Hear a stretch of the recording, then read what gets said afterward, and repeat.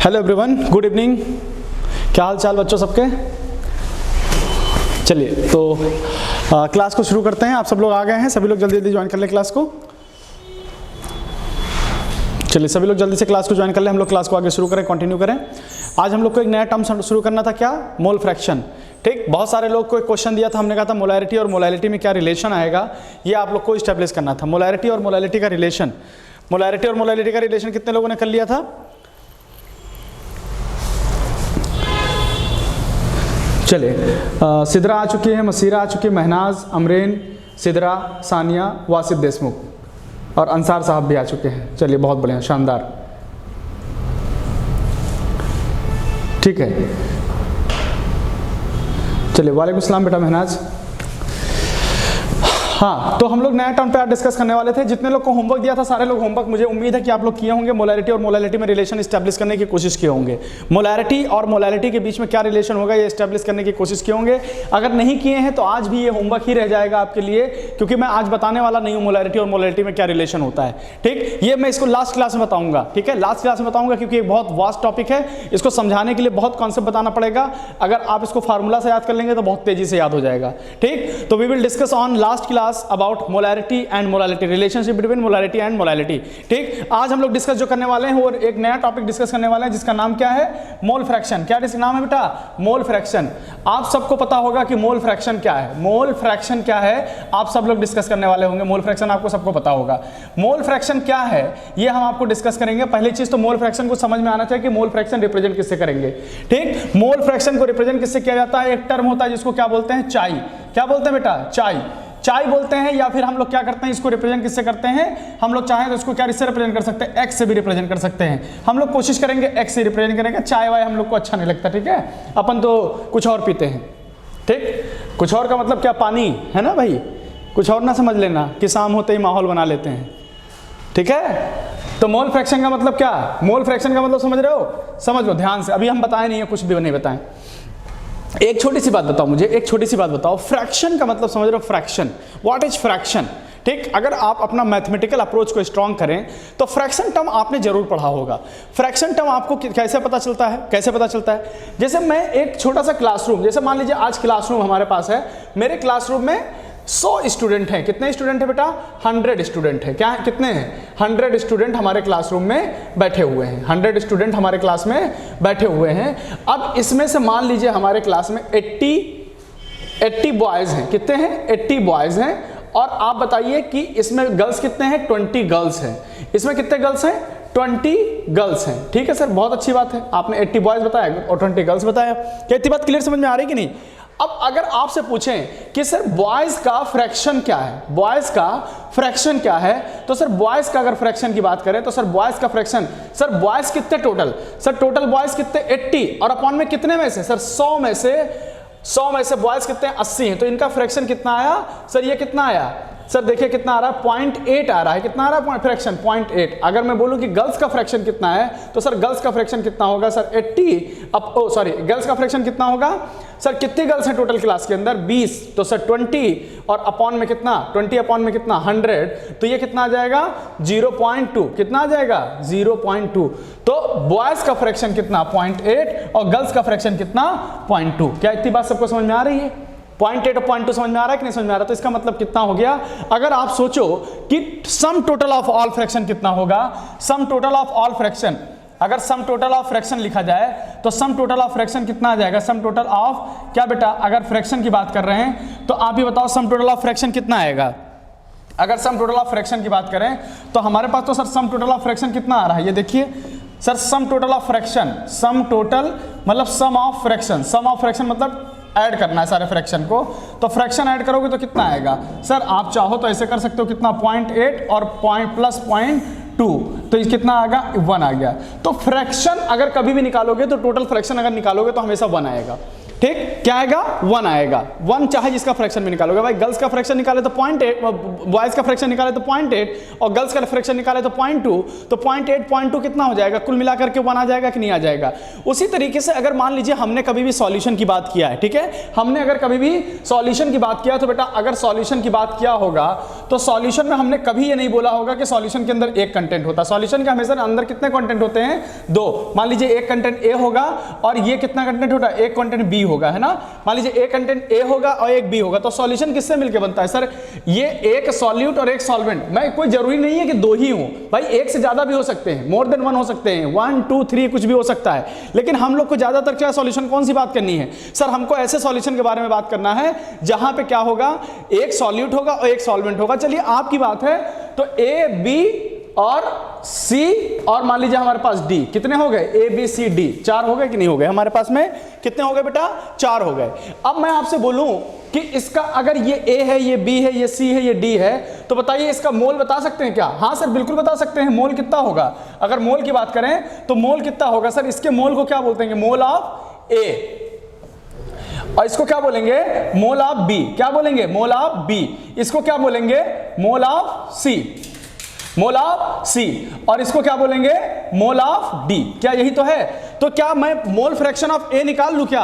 Yes sir निकाल लीजिए। तो मोल फ्रैक्शन ऑफ ए अगर निकालना है तो क्या बोलेंगे sir, mole of A upon में क्या, टोटल मोल लिखेंगे कि नहीं लिखेंगे, टोटल मोल लिखेंगे कि नहीं लिखेंगे, हाँ सर लिख देंगे टोटल मोल। तो मोल ऑफ ए क्या होगा सर, मोल ऑफ ए तो यही दे रखा है जो मोल ऑफ ए होगा, और अपॉन में टोटल मोल क्या होगा सर, एन ए, और प्लस में क्या हो जाएगा, एन बी, और क्या हो जाएगा, एन सी, और साथ में क्या हो जाएगा, एन डी। अब ये तो गड़बड़ है बेटा, अगर एन डी आया है तो एन डी तो हमारा नाम है, आगे सर जरूर लगा लेना, है ना, रिस्पेक्ट की कमी नहीं होनी चाहिए, नहीं तो मुंह तोड़ दूंगा सबका। N A, N B, N C, N D sir, और इधर क्या हो जाएगा, मोल फ्रैक्शन ऑफ बी। अगर मोल फ्रैक्शन ऑफ बी निकालना है तो मोल ऑफ ए और मोल ऑफ अपॉन में टोटल मोल, ये सॉरी ये क्या हो जाएगा, बी का अगर फ्रैक्शन निकालना है तो क्या निकालेंगे बेटा हम, मोल ऑफ बी अपॉन में क्या निकालेंगे, टोटल मोल, यही तो निकालेंगे। तो sir mole of B upon में क्या हो जाएगा, देखो मोल ऑफ ए और प्लस में मोल ऑफ बी और प्लस में क्या, मोल ऑफ सी, और प्लस में क्या, मोल ऑफ डी।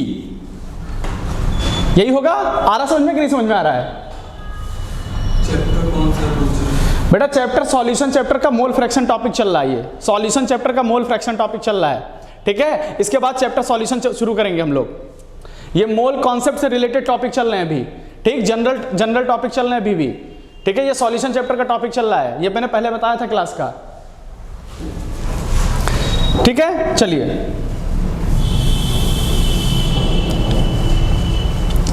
अब मैं आपसे बात करूं, ये 12th का चैप्टर 1 सॉल्यूशन का पहला टॉपिक कंसंट्रेशन टर्म्स पढ़ा रहा हूं मैं। अगर मोल फ्रैक्शन ऑफ सी की बात करें तो मोल फ्रैक्शन ऑफ सी कैसे निकलेगा, मोल ऑफ सी अपॉन में टोटल मोल, तो ये कितना आ जाएगा, मोल ऑफ सी अपॉन में क्या हो जाएगा, मोल ऑफ ए प्लस में मोल ऑफ बी और प्लस में क्या, मोल ऑफ सी और प्लस में क्या, मोल ऑफ डी। यही होगा कि नहीं होगा? अब मोल फ्रैक्शन ऑफ डी का क्या करना है बेटा, मोल फ्रैक्शन ऑफ डी का क्या करना है, मोल ऑफ डी अपॉन में क्या हो जाएगा, टोटल मोल ना, तो ये क्या हो जाएगा sir, mole of A, sorry mole of क्या हो जाएगा, डी, ये तो मोल ऑफ डी होगा ना, मोल ऑफ डी और अपॉन में क्या हो जाएगा, मोल ऑफ ए और प्लस में क्या, मोल ऑफ बी और प्लस में क्या, मोल ऑफ सी और प्लस में क्या, मोल ऑफ डी। यही तो होगा कि नहीं होगा? क्या मोल फ्रैक्शन निकाल सकते हो कि नहीं निकाल सकते हो, बताओ बताओ, सारे का सारा मोल फ्रैक्शन निकाल सकते हो? तो इसको नोट डाउन करो, मोल फ्रैक्शन, ठीक है, और फिर इस पर क्वेश्चंस बताते हैं कि क्वेश्चंस कैसे पूछे जाएंगे,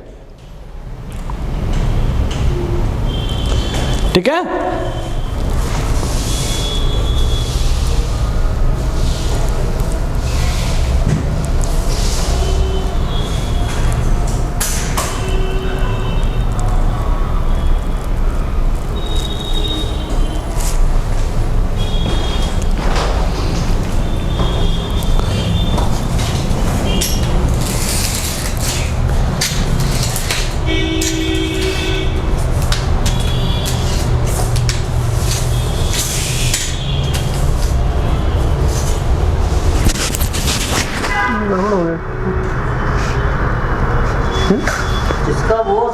छोड़ा दे नहीं है तो यहाँ पे सैंपल सब वो सूख जाएगा।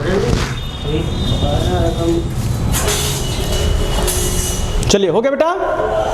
आइए अब देखिए क्वेश्चन कैसे करते हैं इसमें, आप देखिए क्वेश्चन कैसे करते हैं।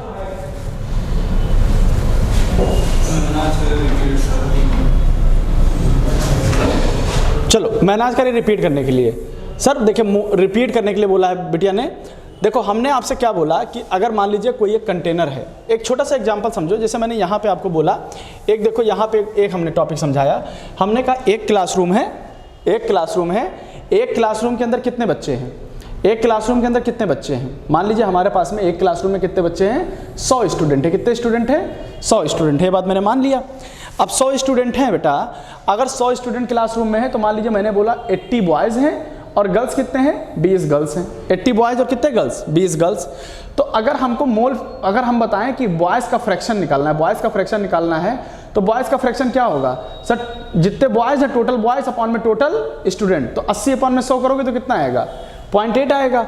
अगर गर्ल्स का फ्रैक्शन निकालना है तो क्या आएगा सर, टोटल गर्ल्स अपॉन में कितना, टोटल स्टूडेंट, तो 100 आ जाएगा, तो कितना आ गया, 0.2 आ गया। और अगर आप सम निकालोगे तो 0.8 प्लस 0.2 कितना हो जाएगा, 1 ही तो आएगा। तो ऑल सम टोटल कितना आएगा बेटा, सम टोटल हमेशा कितना आएगा, 0.8 प्लस 0.2 1। तो क्या मैं बोल सकता हूँ कि किसी भी दो, कभी भी हम बात करें कि कोई भी एक सॉल्यूशन ले लें या कोई भी एक कंपोनेंट ले लें, उसके फ्रैक्शन हमेशा 1 ही आएंगे। अगर कैलकुलेट करोगे तो 1 आएगा कि नहीं आएगा, ठीक है। अगर मैं आपसे बात करूं यहाँ पे, देखिए ये कंटेनर देख लीजिए A B C D। अगर एक कंटेनर है जिसके अंदर A B C D है तो इसका मोल कितना है A, और इसका मोल कितना है B, और इसका मोल कितना है C, और इसका मोल कितना है D। अगर चारों का मोल A B C D है तो बताइए मोल फ्रैक्शन कितना आएगा। तो हमको मोल निकालने के लिए क्या करना पड़ेगा सर, अगर मोल फ्रैक्शन आप A पूछें तो A का मोल अपॉन में टोटल मोल, B का मोल पूछें तो B का मोल अपॉन में टोटल मोल। अगर C का मोल फ्रैक्शन आपने पूछा है तो C का मोल फ्रैक्शन कितना होगा सर, C का मोल फ्रैक्शन कितना होगा sir, mole of C upon में टोटल मोल। अगर D का आपने पूछा है तो मोल ऑफ D अपॉन में टोटल मोल, यही तो होगा कि नहीं होगा। तो मोल ऑफ A प्लस में mole of B, mole of C plus में मोल ऑफ D। क्या इतने चीज हो जाएंगे हमारे कि नहीं हो जाएंगे, बस सिंपल सा बात है, यही चीज हमको करना है, ठीक। अब जैसे क्वेश्चन कैसे आएगा ये समझो, एक बार क्वेश्चन समझ लोगे तो मुझे लगता है सारे क्वेश्चन आराम से कर लोगे। जैसे मैंने आपसे बोला, एक छोटी सी बात आपसे बोली कि अगर मैंने आपसे बोला, एक बात बताओ, अगर मैंने बोला कि मान लीजिए हमारे पास में क्या है, हमारे पास में अगर मैंने बोला कि हमारे पास में 49 ग्राम H2SO4 है, क्या है बेटा 49 ग्राम H2SO4 है। अगर 49 ग्राम H2SO4 है तो बताओ 49 ग्राम H2SO4 है, इज प्रेजेंट इन कितने, अगर प्रेजेंट इन कितने 90 ग्राम ऑफ वाटर। अगर 90 ग्राम ऑफ वाटर में ये प्रेजेंट है, कितने ग्राम ऑफ वाटर में, 90 ग्राम ऑफ वाटर में अगर ये प्रेजेंट है तो बताइए मोल फ्रैक्शन कितना होगा, मोल फ्रैक्शन ऑफ H2SO4 कितना होगा। क्या निकाल सकते हैं, हाँ सर बिल्कुल निकाल सकते हैं, मोल फ्रैक्शन ऑफ H2SO4 निकाल सकते हैं। तो क्या मोल फ्रैक्शन ऑफ H2O भी निकाल सकते हैं, बिल्कुल निकाल सकते हैं sir. Mole fraction of H2SO4 भी निकाल सकते हैं, मोल फ्रैक्शन ऑफ H2O भी निकाल सकते हैं। कैसे निकाल सकते हैं sir, mole fraction of H2SO4 की अगर बात करें तो सर यहाँ पे तो आपको वेट दे रखा है, सबसे पहले मोल निकाल लें H2SO4 का। हाँ सर मोल निकाल लीजिए H2SO4 का। मोल कैसे निकलेगा सर, मोल निकलेगा H2SO4 का कैसे सर, 49 ग्राम है, अपॉन में मॉलिक्यूलर वेट कितना होता है, 98 होता है कि नहीं होता। तो सर ये कितना आ गया, ये कितना आ गया, ये सर आ जाएगा कितना 0.5। अगर वाटर का मोल निकालना है तो सर मोल ऑफ वाटर कितना निकल के आएगा, तो सर मोल ऑफ वाटर कितना निकल के आएगा सर, 90 ग्राम अपॉन में कितना, 90 ग्राम अपॉन में कितना हो जाएगा 18। तो ये कितना हो जाएगा 18 पंचे 90, यही तो आएगा कि नहीं आएगा। तो सर मोल ऑफ H2SO4 अगर निकालना है, मोल फ्रैक्शन ऑफ H2SO4, ठीक है, मोल फ्रैक्शन ऑफ अगर H2SO4 निकालना है तो मुझे क्या करना पड़ेगा सर, मुझे एक ही काम तो करना होगा sir, mole of H2SO4 upon में कितना, total mole, mole of H2SO4 upon में कितना हो जाएगा, टोटल मोल, यही तो करना पड़ेगा कि नहीं। तो बताओ मोल ऑफ H2SO4 कितना है, मोल ऑफ H2SO4 सर 0.5 है, और टोटल मोल कितना है सर 0.5 मोल H2SO4 का, और 5 मोल किसका, वाटर का। ये तो आया कि नहीं आया। तो ये कितना आ गया बेटा सर 0.5 अपॉन 0.5 अपॉन में कितना 5.5 आ गया। तो क्या सर मोल ऑफ H2O भी निकाल सकते हैं, हाँ सर बिल्कुल निकाल सकते हैं मोल of H2O। Mole of H2O कैसे निकालेंगे सर, अगर मोल ऑफ H2O मुझे निकालना है तो मोल ऑफ H2O कैसे निकालेंगे sir, mole of H2O is equal to क्या हो जाएगा sir, mole of water upon में टोटल मोल, यही तो आएगा कि नहीं आएगा। तो मोल ऑफ वाटर अपॉन में कितना आएगा, टोटल मोल आ जाएगा। अगर मैं आपसे देखूं तो मोल ऑफ वाटर कितना आ रहा है सर, मोल ऑफ वाटर का निकालें तो कितना आ रहा था सर 5 आ रहा था, टोटल मोल कितना आएगा 0.5 प्लस में 5 तो कितना आ जाएगा 5 अपॉन में 5.5 आएगा कि नहीं आएगा, बोलो क्या यही आएगा कि नहीं आएगा। अगर सर यही आ रहा है तो क्या मैं ये बोल सकता हूं कि मोल फ्रैक्शन कितना आ रहा होगा 5/5.5, ये कितना हो जाएगा ये कितना होगा 0.5 बाई में 5.5, तो ये कितना हो जाएगा, ये 5 है तो 1 बाई में 11 आ जाएगा, 1 बाई में 11 आ जाएगा। और ये कितना आ जाएगा, ये कितना आ जाएगा 10 बाई में 11 आ जाएगा। अगर आप देखना चाहो कि मोल फ्रैक्शन ऑफ H2SO4, हमने कहा था mole fraction sum total of all mole fraction is equal to कितना होगा, मोल ऑफ A प्लस में mole of B is equal to 1 होता था कि नहीं होता था। तो आइए देखते हैं, चेक करके देख लेते हैं क्या इसका भी बराबर आएगा। तो आइए सर देख लेते हैं, मोल ऑफ H2SO4 कितना आ रहा है, मोल ऑफ H2SO4 और प्लस में कितना आ रहा है, mole of H2O is equal to 1 आएगा क्या, देख लेते हैं सर कैसे। H2SO4 का मोल कितना आ रहा है सर 1 बाई में 11, और इसका कितना आ रहा है 10 बाई में 11, यही तो आ रहा है कि नहीं आ रहा है। तो 10 + 1 कितना आ गया 11 बाई में 11, तो कितना आया 1 आ गया कि नहीं, तो एकदम सही निकाला हूं कि नहीं निकाला हूं। ठीक है, अगर आपको ये बात समझ में आ गई है तो आप एक बार फटाफट देख लीजिए, फिर आपको ये क्वेश्चन समझ में आ जाएगा कि कैसे हमने किया है।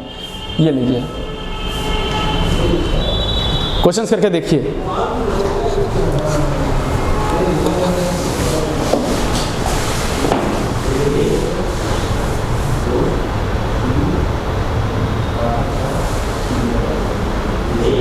ग्रुप बना दीजिए सर।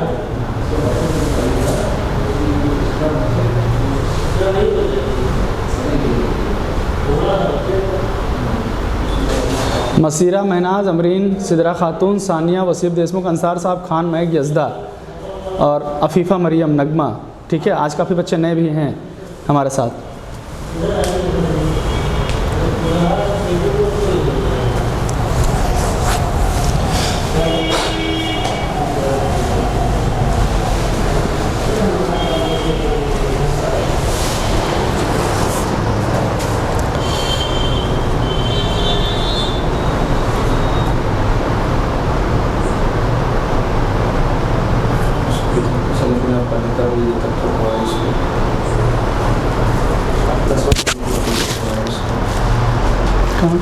वो बाहर होने की तो आवाज़ जाएगी।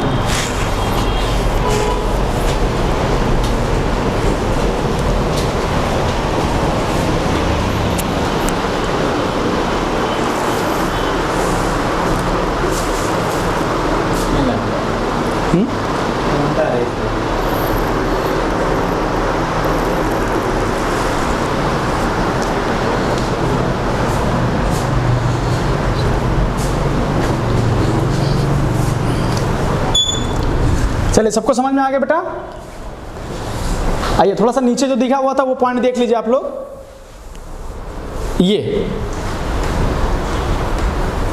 अब एक नेक्स्ट क्वेश्चन हम बोल दें क्या, नेक्स्ट क्वेश्चन करके दिखा दोगे क्या, मोल फ्रैक्शन के, मोल फ्रैक्शन के क्वेश्चन करके दिखा दोगे। मोल फ्रैक्शन के नहीं, क्यों मोल फ्रैक्शन करना, जब अपन ने पढ़ा है पूरा तो सारे क्वेश्चन कर सकते हैं। आइए देखते हैं क्या क्या कर सकते हैं हम लोग। ठीक, एक बहुत अच्छा क्वेश्चन करने जा रहा हूं, बहुत अच्छा क्वेश्चन। एक क्वेश्चन करते ही सारे के सारे टॉपिक आपको दिमाग में आ जाएंगे।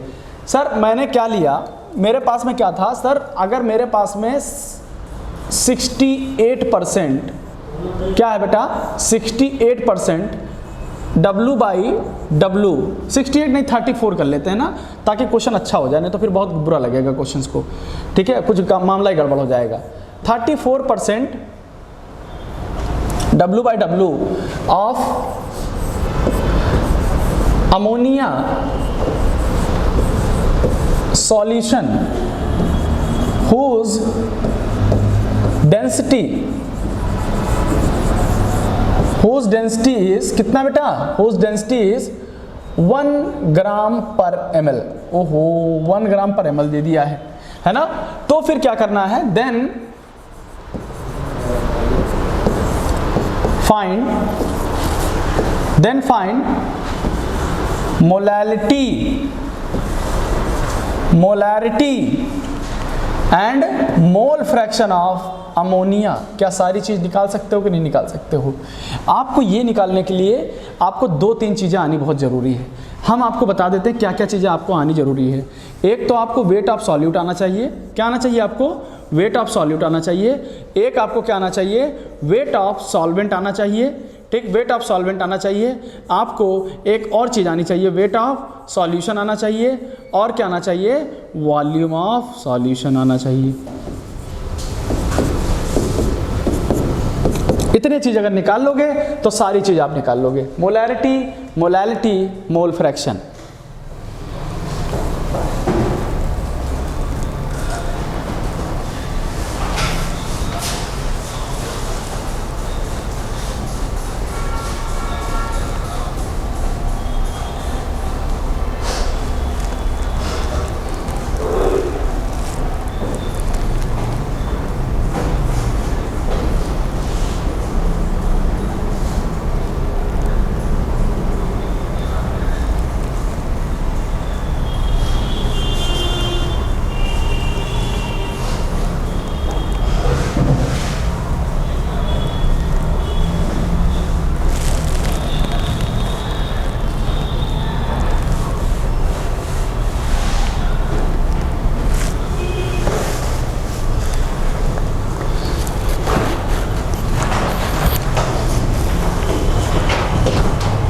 चलिए निकाल लिया।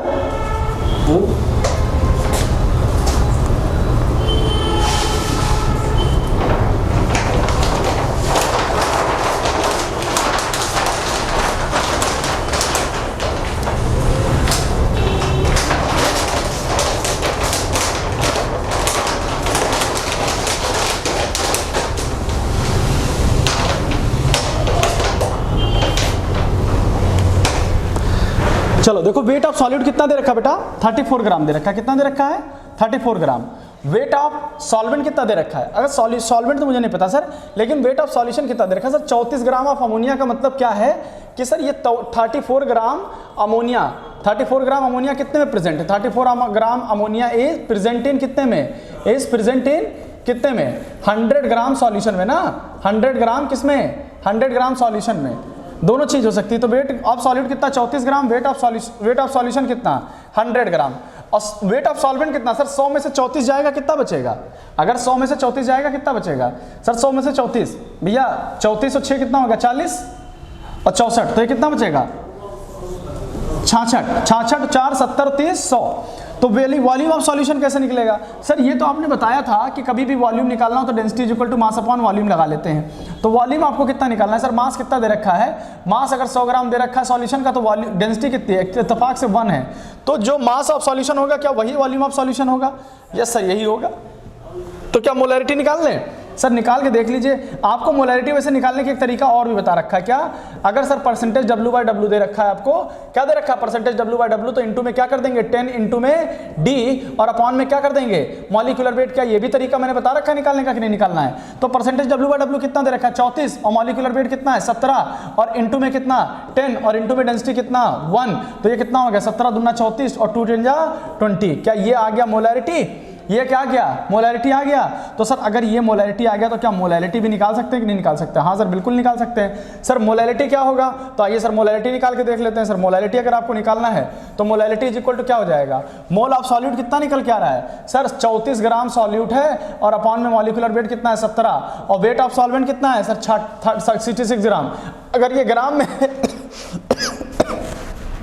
तो इसको 1000 से डिवाइड करेंगे तो क्या होगा? ऊपर जाके मल्टीप्लाई हो जाएगा 1000 ना।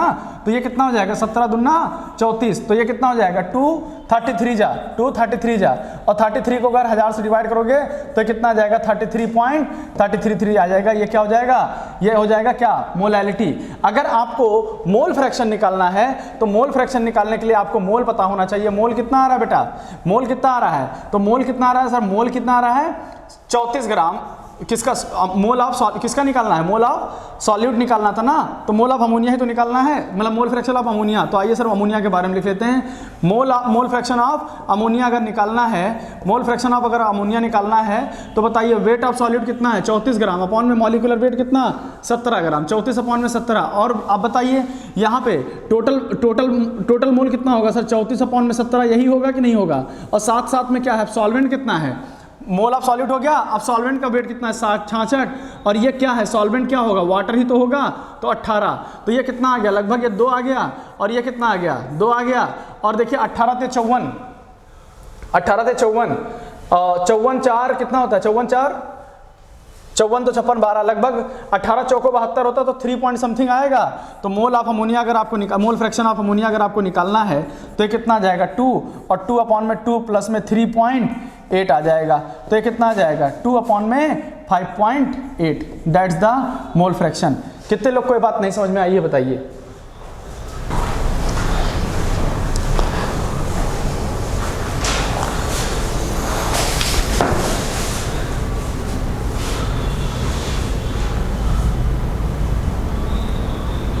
चलिए कोई बात नहीं बेटा, एग्जाम चल रहा था। हाँ इस समय बोर्ड उसके बहुत सारे एग्जाम चल रहे हैं। नीट कह रहा हूँ, उसका उसका एग्ज़ाम चल रहा है, ग्रेजुएशन का।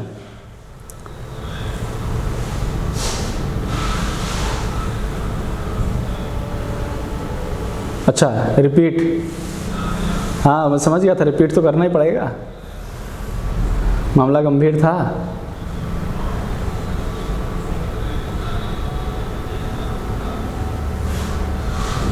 Once more once more once more. गाना तो नहीं सुनाते हैं?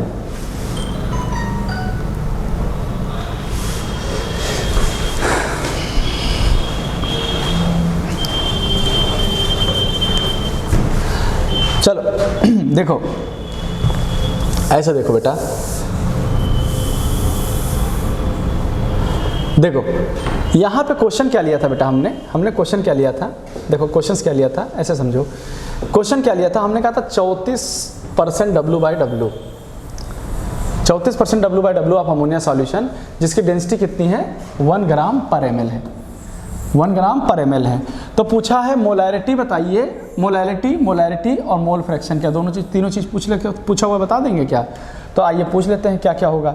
सर वेट ऑफ सॉल्यूट क्या दे रखा है, weight of solute sir 34% W/W है ना, तो वेट ऑफ सॉल्यूट कितना हो गया सर? वेट ऑफ सॉल्यूट अगर आपको निकालना है तो 34 ग्राम का मतलब क्या है सर? 34 ग्राम अगर निकालना है तो 34 ग्राम का मतलब 34 ग्राम वेट ऑफ सॉल्यूट है हमारा कि नहीं है? बहुत बढ़िया।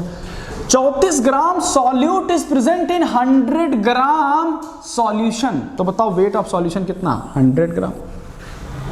तो सॉल्वेंट कितना होगा? 100 में से 34 माइनस कर दिया तो क्या सॉल्वेंट निकल जाएगा कि नहीं निकल जाएगा? बोलो भाई, सॉल्वेंट निकल जाएगा। तो वॉल्यूम ऑफ सॉल्यूशन कितना है? वॉल्यूम ऑफ सॉल्यूशन कितना है? तो वॉल्यूम ऑफ सॉल्यूशन अगर आपको निकालना है तो कितना हो जाएगा सर? वॉल्यूम निकालने के लिए मुझे क्या पता होना चाहिए? अगर वॉल्यूम निकालना है तो मुझे मास तो पता है, डेंसिटी तो पता नहीं है। तो क्या डेंसिटी भी दे रखा है? हाँ सर डेंसिटी भी दे रखा है। तो volume is equal to mass upon volume कर देंगे, density is equal to mass upon volume, तो वॉल्यूम इज इक्वल टू क्या हो जाएगा? Mass upon density. तो इत्तेफाक से जब डेंसिटी 1 होती है तो जो मास होता है वही वॉल्यूम होता है कि नहीं होता है? तो क्या जो मास हमारा 100 है वही तो वॉल्यूम आ रहा है? कैलकुलेशन से भी कर सकते हैं। क्या मुझे जो बेसिक रिक्वायरमेंट थी मुझे क्वेश्चन सॉल्व करने की, क्या वो सारी चीज़ मुझे दे रखी है? अगर सर मोलैरिटी की बात करें तो मोलैरिटी आपको निकालने के लिए हमने एक तरीका बताया था कि परसेंटेज W/W दे दे तो आप सीधा क्या कर सकते हो? Percentage W/W into 10D upon में मॉलिक्यूलर वेट रख सकते हो। तो परसेंटेज W/W कितना दे रखा है? 34%, और इंटू में 10 और इंटू में D कर दिया है, और अपॉन में क्या कर दिया है? Molecular weight. तो परसेंटेज W/W कितना है? 34, और 10 का 10 और D कितना 1, और मॉलिक्यूलर वेट कितना 17, तो 17 दूना 34, तो 2 इंटू 10 कितना हो जाएगा? 20 हो जाएगा। ये बात निकल गई कि नहीं निकल गई हमारे समझ में? ठीक। अब उसके बाद में सर मोलैलिटी भी निकाल सकते हैं। हाँ सर मोलैलिटी भी निकाल सकते हैं, क्यों नहीं निकाल सकते मोलैलिटी? सर मोलैलिटी होता क्या है? तो सर मोलैलिटी निकालने का तरीका क्या होता है? मोलैलिटी इज इक्वल टू क्या होता है? Mole of solute, mole of solute upon में क्या हो जाएगा? मोल ऑफ सॉल्यूट अपॉन में क्या होता है? वेट ऑफ सॉल्वेंट ना, वेट ऑफ सॉल्वेंट, और इंटू में क्या? 1000, अगर ये ग्राम में है तो, अगर ये ग्राम में है तो देखिए मोल ऑफ सॉल्यूट कैसे निकलेगा? सर वेट कितना दे रखा है? 34 ग्राम, और मॉलिक्यूलर वेट कितना दे रखा है? 17, तो 34 अपॉन में 17 कितना हो जाएगा? 2, और अपॉन में वेट ऑफ सॉल्वेंट कितना दे रखा है? 66 ग्राम। तो ये ग्राम में है तो 1000 से मल्टीप्लाई ऊपर करना पड़ेगा कि नहीं? तो 17 दूना 34, 2 कटेगा, तो ये कटेगा तो कितना हो जाएगा? 33 हो जाएगा, हो जाएगा 33। अब ये 1000 को 33 से डिवाइड करेंगे तो कितना आ जाएगा? आंसर 33.33 आ जाएगा। ठीक है, इतना समझ में आया कि नहीं समझ में आया? तो अगर मोलैलिटी भी समझ में आ गई तो फिर क्या होगा? मोलैलिटी भी समझ गई तो मोल फ्रैक्शन बताओ, मोल फ्रैक्शन क्या होगा? मोल फ्रैक्शन क्या होगा? सर मोल फ्रैक्शन अगर आपको निकालना है तो मोल फ्रैक्शन निकालने का सिंपल तरीका क्या है? मोल फ्रैक्शन निकालने का सिंपल तरीका क्या है? सर मोल फ्रैक्शन अगर निकालना है ना तो आपको मोल फ्रैक्शन कैसे निकालेंगे? मोल फ्रैक्शन ऑफ अमोनिया निकालना है अगर आपको, तो ये क्या हो जाएगा? मोल ऑफ अमोनिया क्या हो जाएगा? मोल ऑफ अमोनिया अपॉन में क्या? टोटल मोल ऑफ अमोनिया, और प्लस में क्या? मोल ऑफ वाटर, यही तो होगा टोटल मोल। टोटल मोल मतलब क्या? टोटल मोल क्या मतलब इसका? टोटल मोल का मतलब सॉल्यूशन का मोल। तो सॉल्यूशन में अमोनिया एज अ सॉल्यूट और water as a solvent behave करेगा कि नहीं? तो अब इसका मोल अमोनिया का कैसे निकालेंगे? 34/17, तो 2 मोल निकला, तो 34/17 फिर रख दिया तो 2 मोल निकला। अब 66 ग्राम जो सॉल्वेंट था वो सॉल्वेंट क्या था? वाटर ही तो था, तो 66/18 रख दोगे तो इसकी जो वैल्यू आ रही है तो ये 2 अपॉन में 2 और प्लस में 66 को 18 से डिवाइड करोगे तो 3.8, तो लगभग कितना आ जाएगा? 2.58 आएगा। ठीक है, ये हमने आपको सिखा दिया है, और आप देखना चाहें तो ये आप पूरा फिर से देख लें, ये आपको दे रखा है।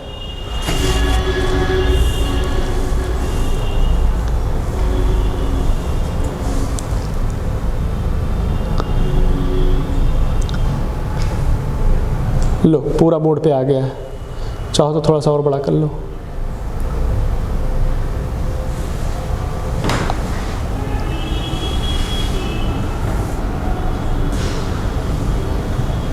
बताओ अभी किसको परेशानी है? अभी कितने लोग को परेशानी है?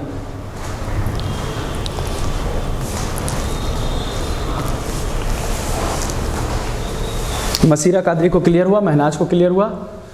क्वेश्चन क्लियर हुआ कि दिमाग से क्लियर हो गया बेटा? ये तो बता दो।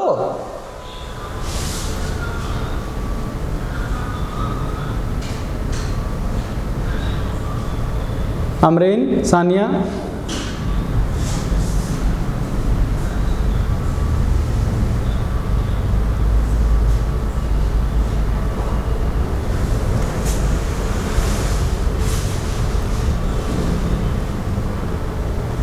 अच्छा सबको क्लियर हो गया है। क्वेश्चन क्लियर हुआ, ओके चलो बहुत बढ़िया। तो चलिए एक क्वेश्चन बोल दें एक क्वेश्चन हम बोल दें। सेम क्वेश्चन है, बस 34% की जगह क्या करना है, 17% कर देना है। 34% की जगह क्या करना है, 17% कर देना है, और बाकी आपको सारा का सारा आंसर निकालना है। 34 की जगह 17 कर देना है, सारा आंसर वही निकालना है। 34% की जगह 17% कर देना है, आंसर वही निकालना है, सेम सब कुछ वही निकालना है। जल्दी से करके दिखाइए, जल्दी से करके सब लोग आंसर भेजिए, जल्दी से करके आंसर भेजिए। 34 की जगह खाली 17 कर दीजिए और देखिए कितने लोग आंसर कर पाएंगे।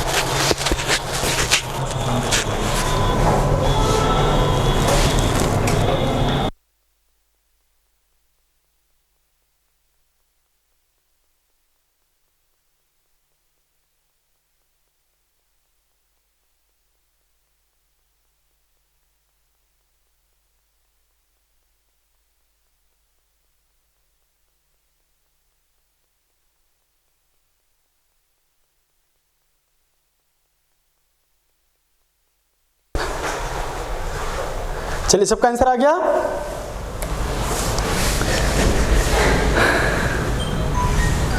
मोलैरिटी 10,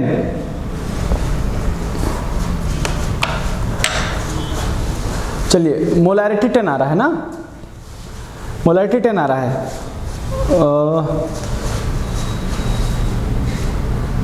ओ भाई 66 फाइनल आंसर क्या है?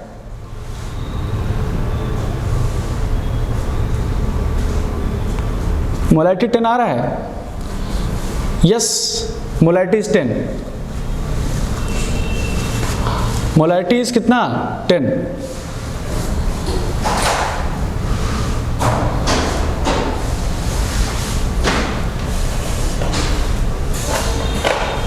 मोलैरिटी निकालो, मोलैरिटी। भैया ये क्वेश्चन में ऐसे मत लगा देना, नहीं तो पता लगेगा कि 17% निकालो, बाकी सारी चीज़ अगर वही रख दोगे ना तो आपको लगेगा कि सर ये तो एक ही मिनट के अंदर वक्त बदल गए, हालात बदल गए, देखते देखते जज्बात बदल गए।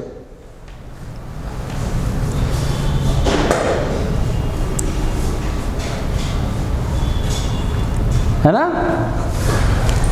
वक्त, हालात, जज्बात और सवालात सब बदल गए बेटा। ठीक है, चलिए मैं बताता हूं कैसे। मैं बताता हूं कैसे। हमने कहा था सिर्फ 17 यहां पे कर दीजिए ना। आपको लगा होगा खाली यही तो 17 से चेंज होगा। बेटा जब 17 यहां पे बोल दिया, अगर 17% यहां पे बोल दिया तो इसका मतलब कितना अमोनिया? भैया अमोनिया कितना? 34 ग्राम अमोनिया कि 17 ग्राम अमोनिया? तो सर 17 ग्राम अमोनिया। इस बार कितने ग्राम अमोनिया? 17 ग्राम। तो जो मैंने आपसे बोला था वो सारे काम आपको करने थे। क्या कि पहला काम क्या करना था? आपको ये सब निकालना था। ये सब आपको क्या करना था?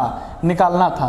तो सर सॉल्यूशन तो बदलेगा नहीं, बदलेगा क्या, सॉल्यूट और सॉल्वेंट। तो इस बार सॉल्यूट कितना है 17 ग्राम और सॉल्वेंट कितना है 100 में से 17 जाएगा तो कितना हो जाएगा बेटा, तो 17 3 20 और 8 मतलब 83 ग्राम, कितना 83 ग्राम।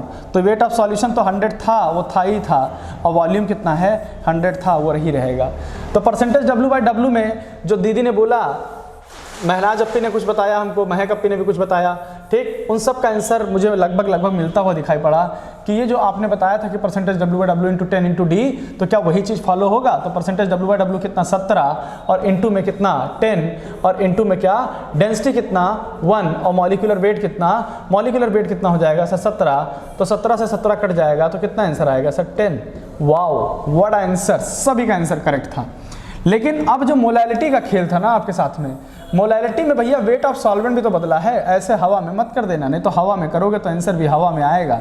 और फिर नीट में आंसर +4 ना करके कितना आएगा -5, +4 ना करके कितना आएगा -5, क्योंकि जब आप एक सही करते हो तो 4 आता है और एक गलत करते हो तो 5 जाता है। कई लोग के दिमाग में ये सवाल चल रहा होगा कि सर गलत करने पे तो -1 होता है। हाँ बेटा -1 तो होता है, लेकिन 4 जो नहीं कर पाते वो भी तो चला जाता है। तो दिमाग की साइकोलॉजी को ऐसा ट्रेंड करिए कि एक क्वेश्चन सही तो 4 आएगा और एक क्वेश्चन गलत हुआ तो 5 जाएगा, ठीक। और हमारा दिमाग जो है ना ये बड़ा बुद्धू सा है, ठीक, बड़ा बुद्धू सा है। इसको क्या करना होता है, मुझे ट्रेंड करना होता है, मुझे बताना होता है दिमाग को कि अरे कोई बात नहीं, कर लोगे, तुमसे हो जाएगा। अगर तुम अपने दिमाग को खाली सिखा ले गए कि हाँ तुम नीट निकाल लोगे तो तुम नीट निकाल लोगे, ठीक। अपने आप के अंदर कॉन्फिडेंस लाना बहुत ज़रूरी है। अगर आपको कॉन्फिडेंस आ गया कि हाँ सिलेक्शन हो सकता है तो फिर कोई आपको सिलेक्शन से रोक नहीं सकता है, ठीक है। बहुत सारे बच्चों को सिलेक्शन दिया है, बहुत सारी चीज़ें देखी हैं, ठीक। मैं आपको एक स्टोरी शेयर करता हूँ। एक यूनाइटेड स्टेट ऑफ अमेरिका का एक लड़का था, ठीक है, यूनाइटेड स्टेट ऑफ अमेरिका का एक लड़का था। वो एकदम जैसे अपने स्कूल में नहीं होता है कि गधे जैसे बच्चे होते हैं जिनको कुछ नहीं आता, कुछ समझ में नहीं आता है, ठीक। अब वो लड़का एकदम गधा सा हुआ करता था। अब उसको उसके घर वाले तो क्या, उसके दोस्त तो, उसकी मम्मी भी कहती थी हाँ ये सही में गधा है। और ऐसा नहीं कि होते नहीं, हम लोग के बीच में भी होते हैं, हम लोग के साथ में भी होते हैं ना कि कई बच्चे ऐसे होते हैं जो एक ही क्लास में 2-3 बार फेल हो जाते हैं, समझ ही नहीं आता उनको कि अरे हमसे हो पाएगा कि नहीं। मतलब कई बच्चे, हमारा एक दोस्त था जानने वाला, वो भी हाई स्कूल में 3 बार फेल हुआ था, 10th में 3 बार फेल हुआ, फिर फाइनली उसके पेपर में हमको मदद करनी पड़ी तब जाकर के वो पास हो पाया। तो वो मतलब उसका दिमाग ही ऐसा था, पढ़ने में दिमाग नहीं लगता था, तो वो खुद को गधा समझता था कि हम पढ़ नहीं पाएंगे। तो ऐसे बहुत सारे बच्चे होते हैं। तो उसी तरीके से यूनाइटेड स्टेट ऑफ अमेरिका में एक लड़का रहता था और यूनाइटेड स्टेट ऑफ अमेरिका में वो लड़का जो है वो गधा था एकदम, इसको ये प्रूवन था कि हाँ ये गधा है और गधा ही रहेगा, ज़िंदगी में कुछ नहीं कर पाएगा। तो उसकी माँ ने सोचा कि क्यों ना ऐसा करें कि इसको ज़िंदगी में कुछ करने के लिए प्रेरित किया जाए। तो एक जैसे हमारे यहाँ इंडिया में एक एग्ज़ाम होता है नीट और एक होता है एग्ज़ाम JEE। अगर आप नीट निकाल लें तो इसका मतलब है कि आपको ये लगेगा ना कि हाँ आप समाज के एक अच्छे बच्चों में से, अच्छे पढ़ने वालों में से, वो आप नीट चाहे जैसे निकाल लें। आप पूरे साल चाहे खेले हों, मतलब पूरे साल क्या मतलब 11th-12th आप पूरा खेले हों, बहुत बर्बाद लड़के रहे हों, लेकिन नीट अगर आपने एक बार क्वालिफाई कर लिया तो मोहल्ले में नीट क्वालिफाई होते ही ना आपको करेक्टर सर्टिफिकेट दे दिया जाता है कि हाँ फलाना लड़का फलाना लड़की सबसे अच्छे लड़के लड़की हैं, ठीक है। ये आपको करेक्टर सर्टिफिकेट मिल जाएगा, नो डाउट। अगर आपने JEE एडवांस क्लियर कर लिया है, अगर IIT दिल्ली पहुंच गए, IIT कानपुर पहुंच गए, तो आपको ये बता दिया जाएगा कि हाँ ही इज़ द ब्रिलियंट गाय, बहुत शानदार लड़का है, बहुत शार्प दिमाग है, बहुत ज़हीन बच्चा है, ये बात मान लिया जाता है। उसी तरीके से यूनाइटेड स्टेट ऑफ अमेरिका में एक एग्ज़ाम होता था जिसका नाम था SAT नाम से एग्ज़ाम होता था, ठीक है। SAT नाम से एग्ज़ाम होता था और SAT नाम का एग्ज़ाम जो होता था वो जो है 1400 नंबर का पेपर होता था। कितने नंबर का? 1400 नंबर का पेपर होता था। तो 1400 नंबर का पेपर होता था, जो 1000+ से ऊपर लेके आता था ये मान लिया जाता था कि 1000+ वाला बच्चा बहुत जीनियस है, बहुत अच्छा उसको आता है। अब उस लड़के की माँ ने बहुत रिक्वेस्ट किया कि बेटा तुम एक बार एग्जाम में बैठ जाओ, ठीक। अब वो लड़का जो है एग्जाम में बैठने के लिए तैयार हो गया कि ठीक है एग्जाम में बैठ जाएंगे, ठीक। उसको लगा था कि मैं तो गधा हूँ, मैं तो उसमें एग्जाम में भी खराब करके आऊँगा जैसे सब एग्जाम में करके आया हूँ, ठीक है। अब वो लड़का जो है एग्जाम देने गया और एग्जाम जब दे करके आया तो 1400 नंबर का पेपर था और उसका स्कोर आया 1320, ठीक। और ये मैं कोई कहानी नहीं सुना रहा हूँ, ये सच्ची घटना है और अमेरिका में वो लड़का आज भी है, ठीक। अब 1400 नंबर का पेपर था और उस लड़के का जो स्कोर आया 1320, ठीक। अरे वो जीनियस नहीं, सुपर जीनियस, जीनियस नहीं सुपर जीनियस भाई। उस लड़के को विश्वास हो गया अरे यार 1400 में से 1320 अगर नंबर मैं ला सकता हूं तो इस दुनिया में कोई ऐसा काम नहीं है जो मैं नहीं कर सकता। भाई जो JEE एडवांस क्लियर कर सकता है, क्या वो 11th में पास नहीं हो सकता? क्या 9th में पास नहीं हो सकता? क्या 10th में नहीं पास हो सकता? अरे फाड़ के रख देगा 9th 10th को वो, जिस दिन जेईई एडवांस क्लियर कर लिया, ठीक है। तो उसके साथ वही सिचुएशन है, उसको लगा कि अब हमसे ज़्यादा दुनिया में कोई जीनियस नहीं है, और उसने अपने आप को मान लिया कि yes I am a genius, yes I am a genius. और जिस दिन वो मान लिया कि मैं जीनियस हूँ, बस उस दिन से वो तैयारी करना शुरू किया, और दुनिया में जितने भी काम उसको करने थे, उस सारे काम में अल्लाह ताला ने उसको सक्सेस दी, और वो खूब तरक्की किया, ठीक। और आज वो बिलियनियर है अमेरिका में, यूनाइटेड स्टेट ऑफ अमेरिका में वो बिलियनियर है, और अरबपति, मतलब अरब खरबपति, इतना पैसा उसके पास में। लेकिन आपको एक मजे की बात बताता हूँ कि 12 साल बाद एसएटी का एग्जाम होता है, तो 12 साल बाद उसका जो है इवैल्यूएशन होता है कि हाँ जो बच्चे यहाँ से गए वो कहाँ गए, और उनका पेपर जब चेक हुआ तो उन्होंने क्या एग्जाम का क्या पॉइंट ऑफ व्यू से देखा था, और कैसा उनका पेपर हुआ था, और मतलब उस टाइम पे लेवल क्या था, इस टाइम पे लेवल क्या था।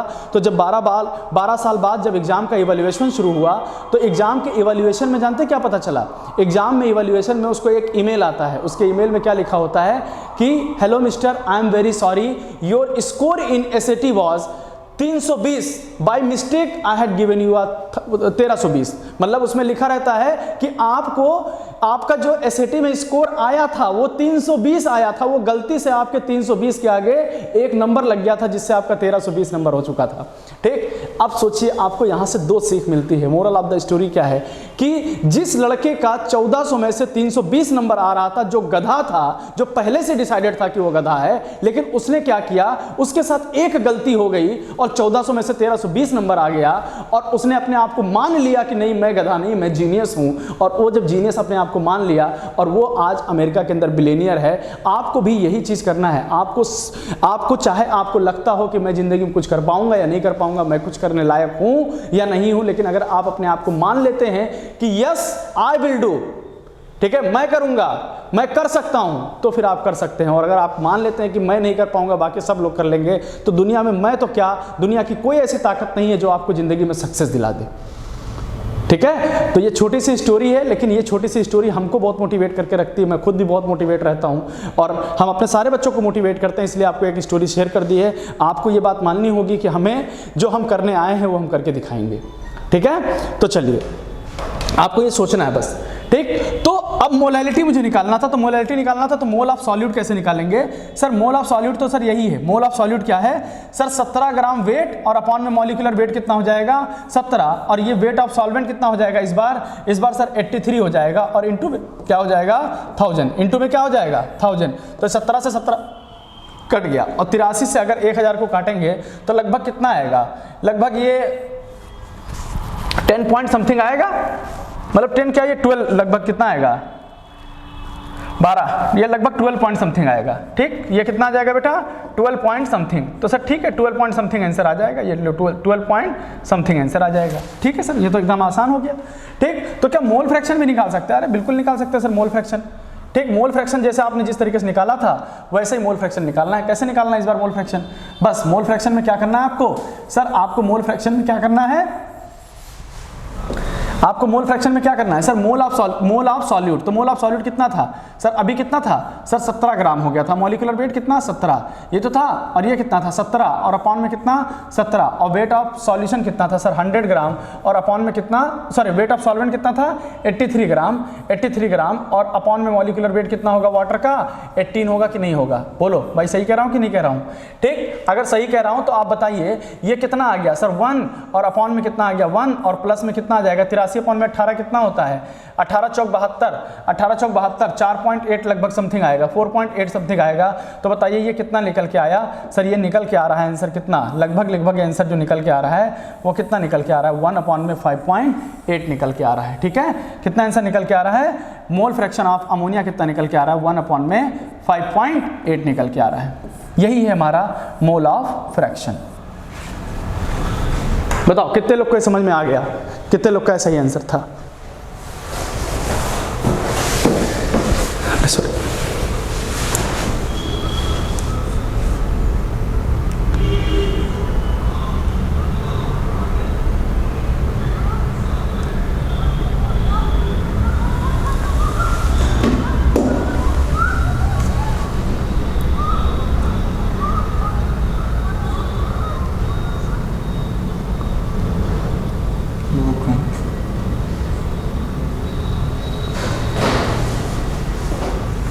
सबको क्लियर?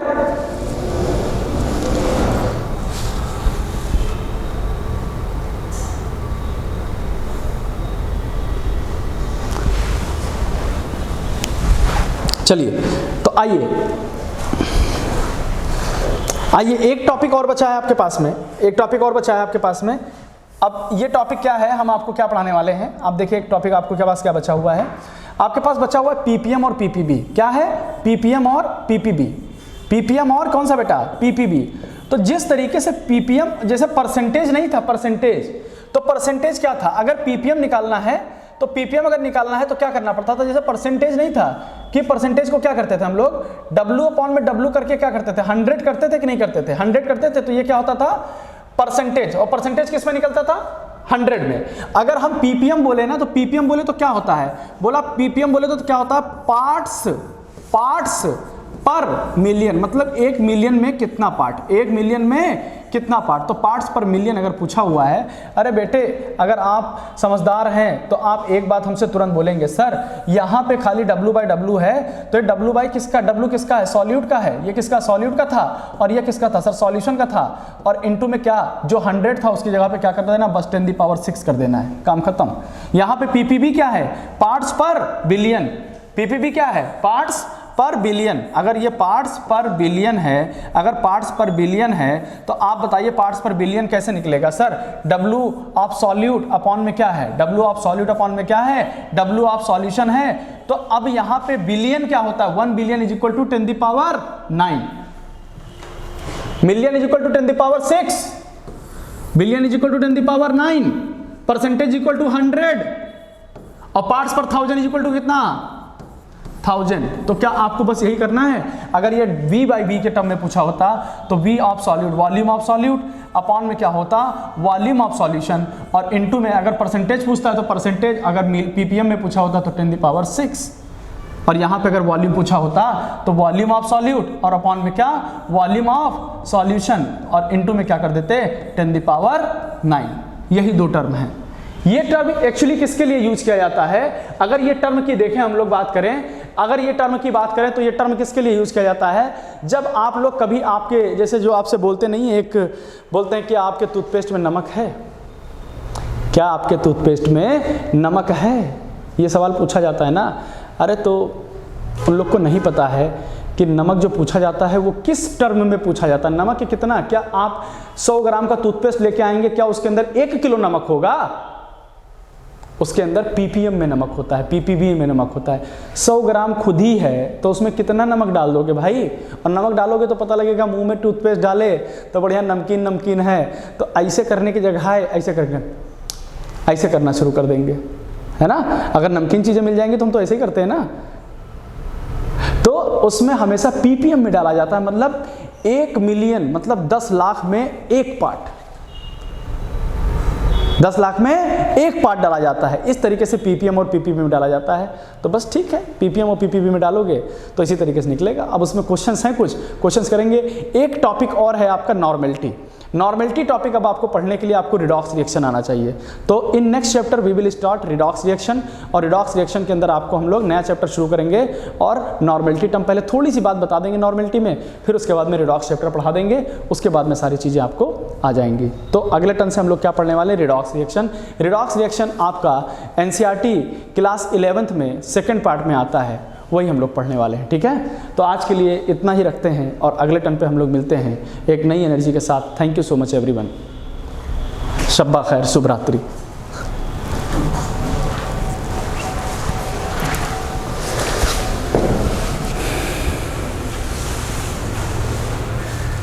अच्छा, लास्ट कैलकुलेशन में थोड़ी गड़बड़ हो गई थी, कोई बात नहीं बेटा।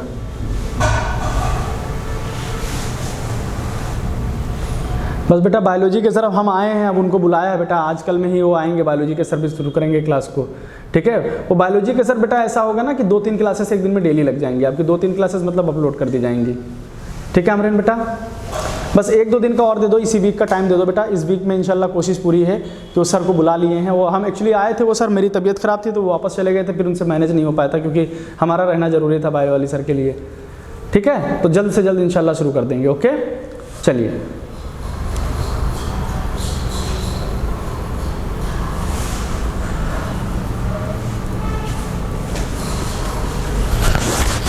ग्रुप का ग्रुप बना दिए, ग्रुप बना नहीं है अभी, तुम लोग को ऐड नहीं हुए हो।